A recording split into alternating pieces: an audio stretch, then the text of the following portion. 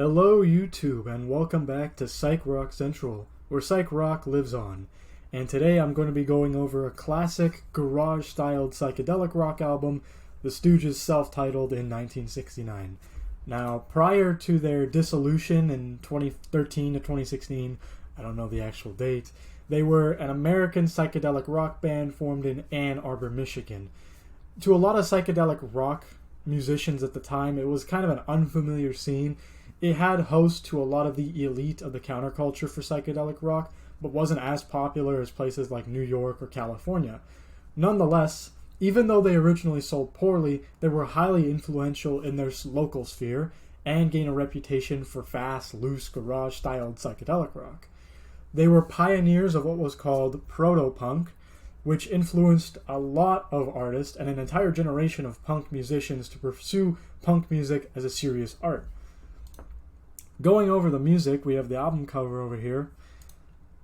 The 1969 debut, and also Funhouse, which was released a year later, were outrageous and perverse.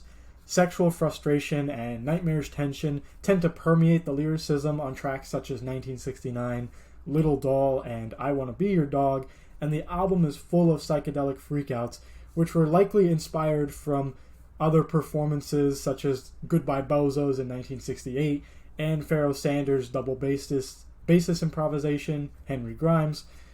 The album is also adventurous and avant-garde, not just in the instrumentation, but also the performances.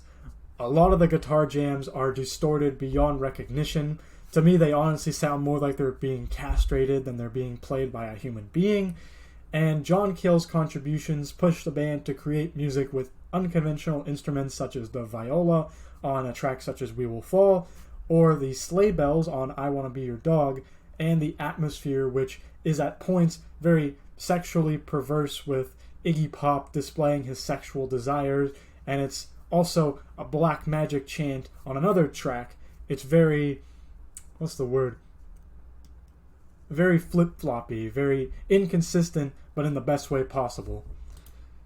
My favorite track, personally, is We Will Fall, which is this dark, ritualistic, almost like a black magic chant, which was inspired by another chant written in the 50s and 60s, and it is chock full of what I was just talking about with the outrageous, perverse nature of the instruments, the atmosphere, the vocalist.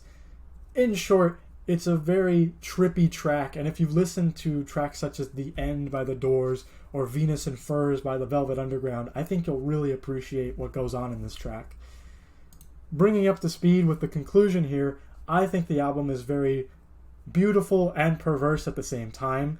The Stooges just conjure this gallery, this mirror, hall of mirrors of nightmares in a musical form, because it's both sexual, it's both neurotic, it's nightmarish, it's perverse, it's full of real emotion, passion, noise. It's got the whole package, in my opinion.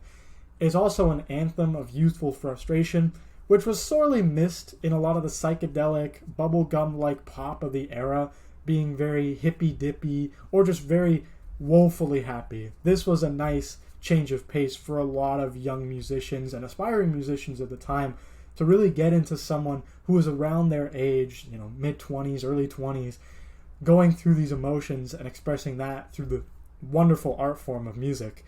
It's the quintessential essence of punk music a decade before it became popular in the mainstream. Finally, I'd say it's a journey into psychosis.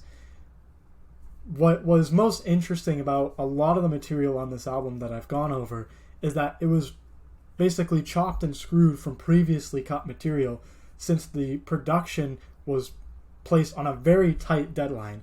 The Stooges had about 1 week to create 9 to 11 songs that would appear on an album for Elektra. And in doing so, Iggy Pop, Ron Ashton, a lot of the band members had to really bunker down and focus on the absolute essentials of their craft. The absolute essentials of garage rock were put on display.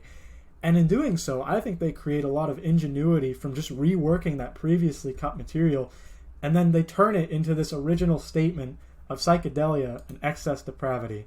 And I would give the album an 8 out of 10. It's not the best psychedelic rock album, but it's certainly a fantastic record worth looking into. So with that, I'd like to thank you for watching. It's a short video. I'm going to keep a lot of these reviews very short.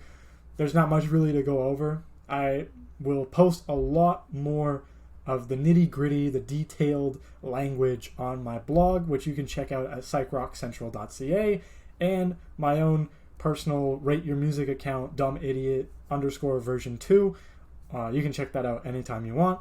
But with that said, I'd like to thank you for watching, and tune in next time. Thank you.